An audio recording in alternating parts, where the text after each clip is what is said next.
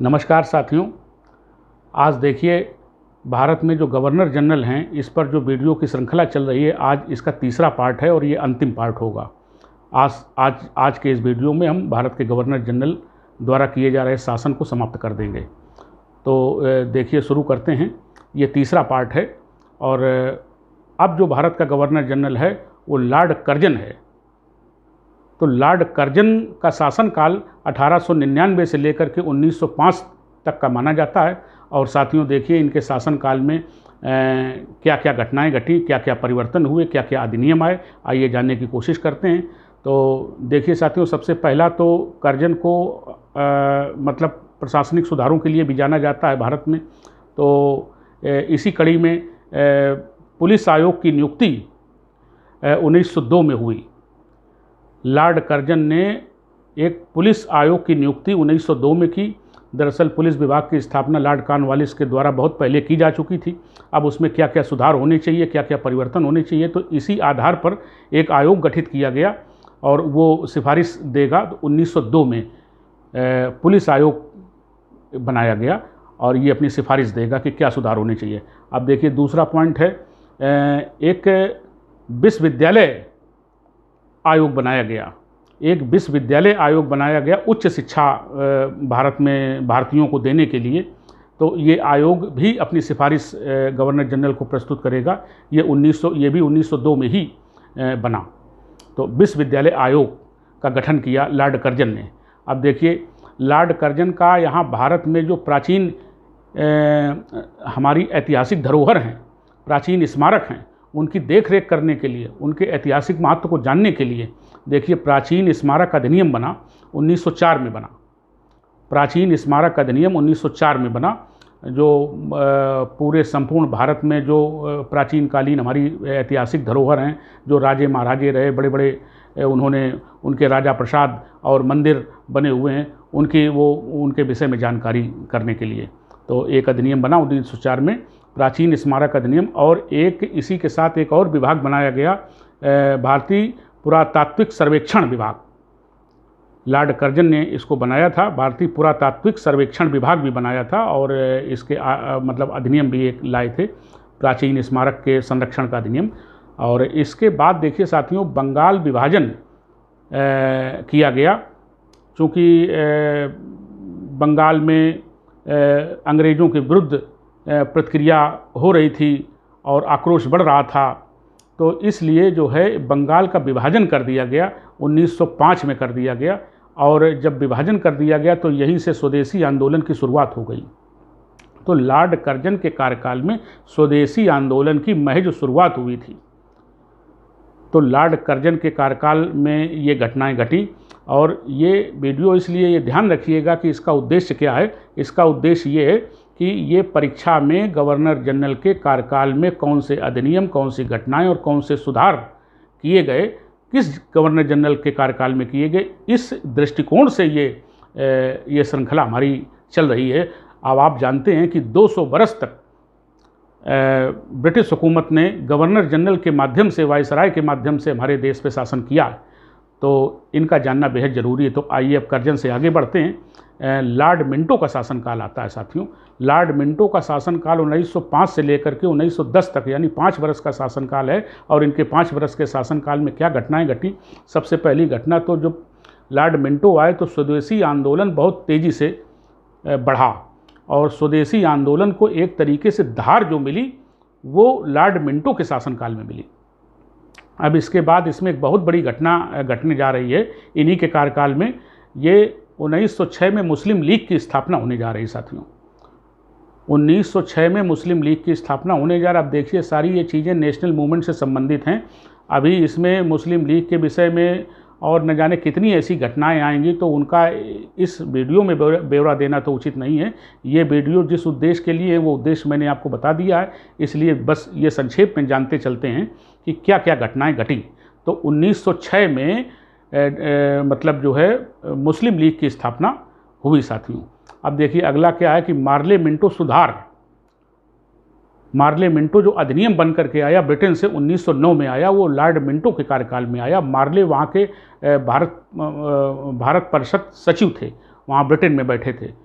तो ये जो गवर्नर, ये जो हमारे वायसराय होते थे, ये उनके प्रति उत्तरदायी होते थे, भारत सचिव के प्रति, तो वो थे मार्ले।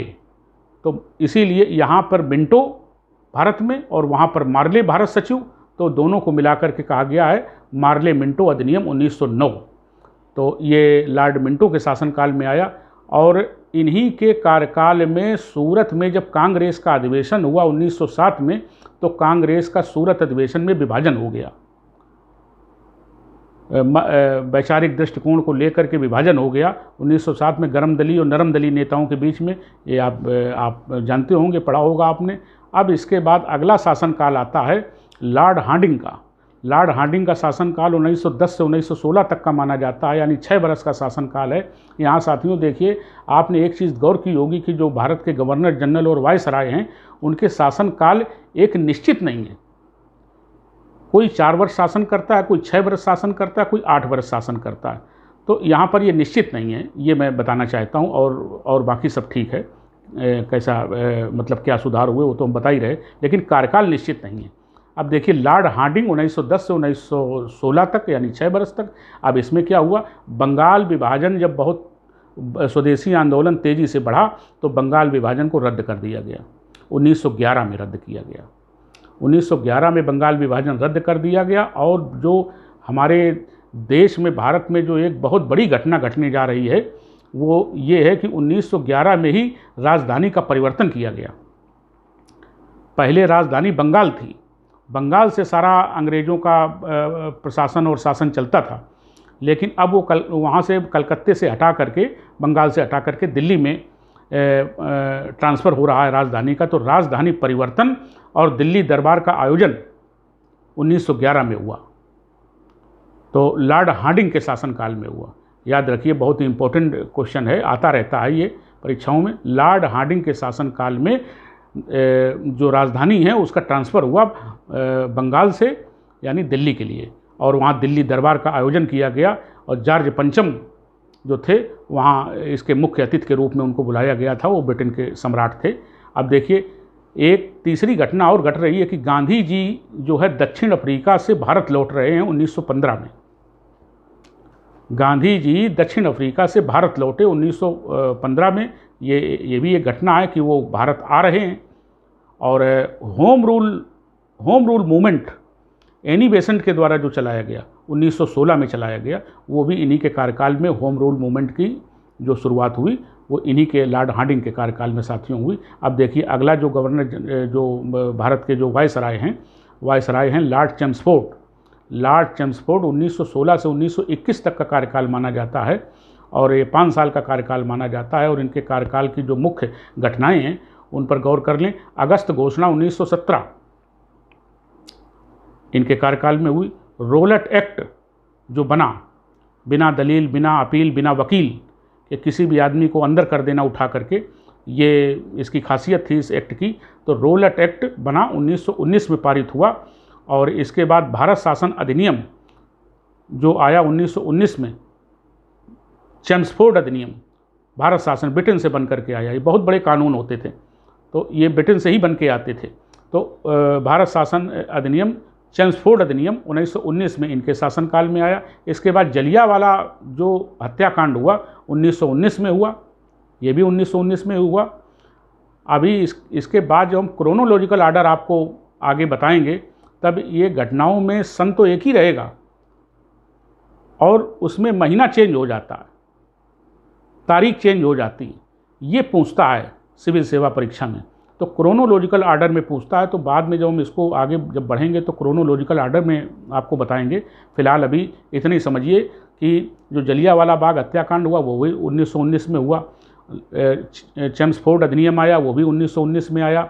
और इसके बाद देखिए, खिलाफत आंदोलन अली बंधुओं के द्वारा चलाया गया। खिलाफत आंदोलन 1919 में ही चलाया गया, और बाद में इसी खिलाफत आंदोलन को परिवर्तित करके असहयोग आंदोलन में मतलब बदल दिया गया था। गांधी जी ने बदल दिया था, परिवर्तित करा दिया था।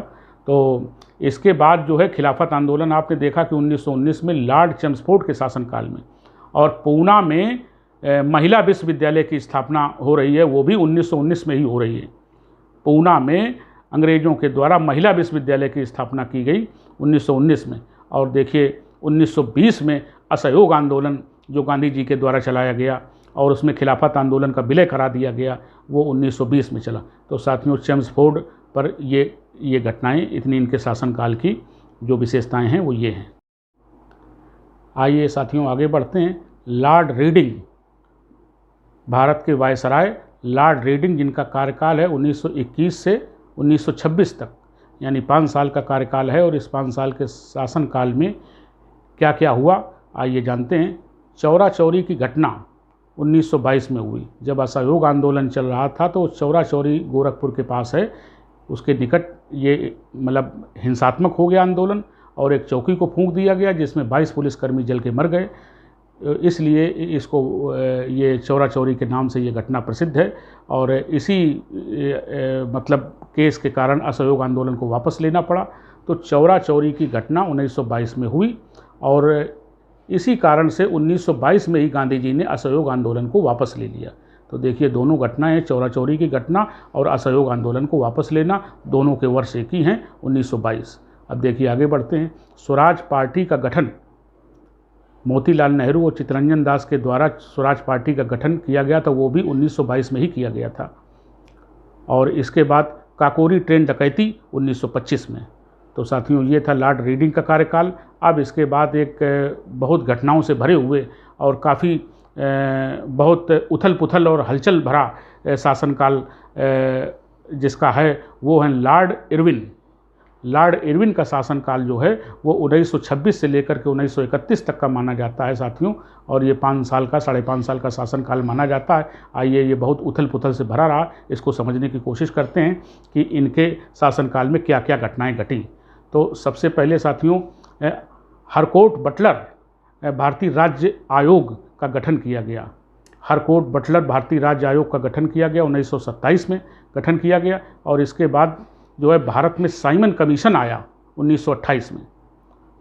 हालांकि इसका गठन ब्रिटेन में ही हो गया था 1927 में, लेकिन भारत में जब ये आया है तो 1928 में आया साइमन कमीशन साथियों।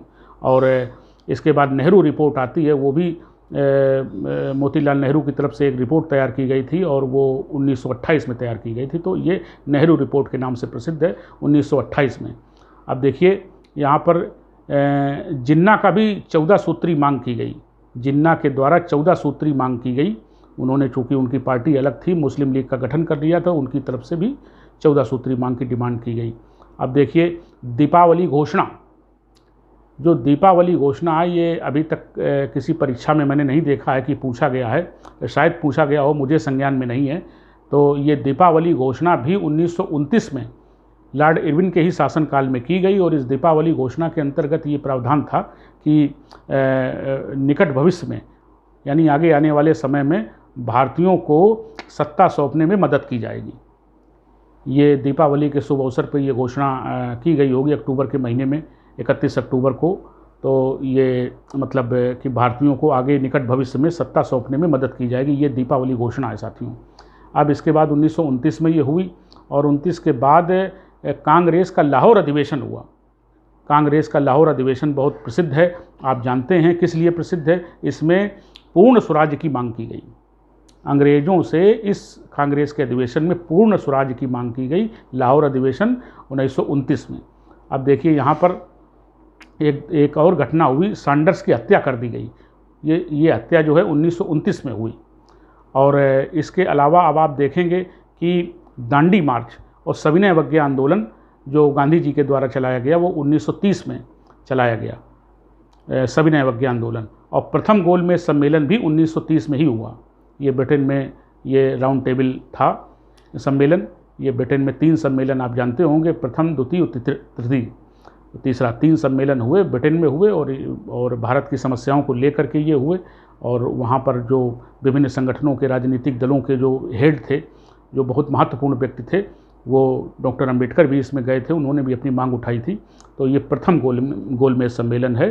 तो ये 1930 में ब्रिटेन में हुआ था। अब देखिए, यहाँ पर एक जो महत्वपूर्ण घटना घटने जा रही है, कुछ आतंकवादी गतिविधियाँ भी हो रही हैं। जैसे चटगांव शस्त्रागार पर छापा मारा गया, ये 1930 में मारा गया। चटगांव शस्त्रागार छापा, ये 1930 में हुआ। भगत सिंह, सरदार भगत सिंह और राजगुरु और सुखदेव को जो फांसी दी गई थी वो मार्च 1931 में दी गई थी और लॉर्ड इरविन के शासनकाल में दी गई थी। और इसके बाद सबसे लास्ट में गांधी इरविन समझौता 1931 में हुआ। तो साथियों, ये घटनाओं की दृष्टि से बड़ा उथल पुथल भरा ये लॉर्ड इरविन का शासनकाल माना जाता है और उथल पुथल से भरा हुआ है, इसलिए बहुत ज़्यादा इम्पोर्टेंट भी है।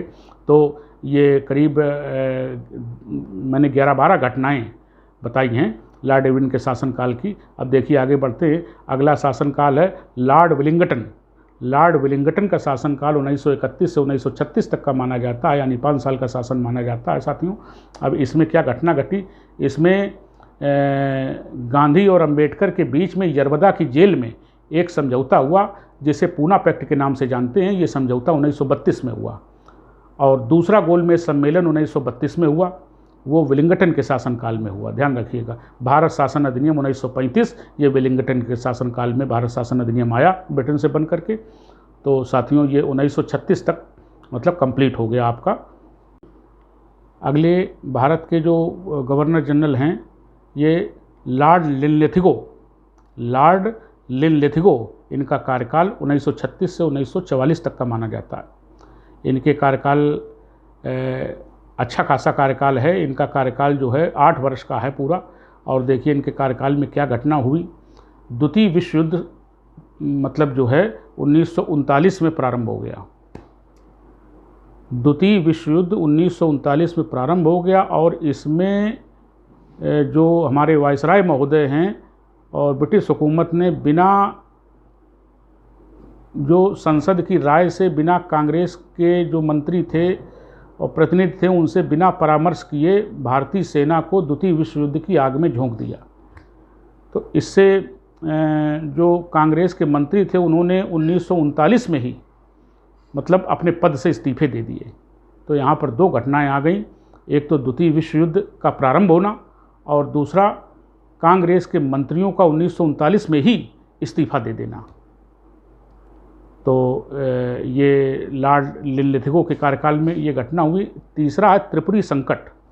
त्रिपुरी संकट के विषय में आप जानते होंगे कि जब कांग्रेस का त्रिपुरी में अधिवेशन हुआ तो उसमें जो सुभाष चंद्र बोस थे वो अध्यक्ष पद के प्रबल दावेदार थे और वो जीत भी गए, उनकी जीत भी हुई। लेकिन गांधी जी से उनके वैचारिक मतभेद थे और गांधी जी नहीं चाहते थे कि वो मतलब इसकी अध्यक्षता करें। तो वो बाद में सुभाष चंद्र बोस ने महात्मा गांधी की मंशा को ध्यान में रखते हुए इस मतलब जो है कांग्रेस के अध्यक्ष पद से इस्तीफा दे दिया था।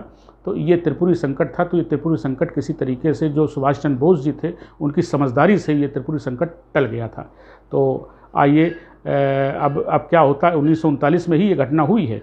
इसके बाद फॉरवर्ड ब्लॉक का गठन किया सुभाष चंद्र बोस जी ने, ये भी 1939 में ही किया। फॉरवर्ड ब्लॉक का गठन 1939 में किया।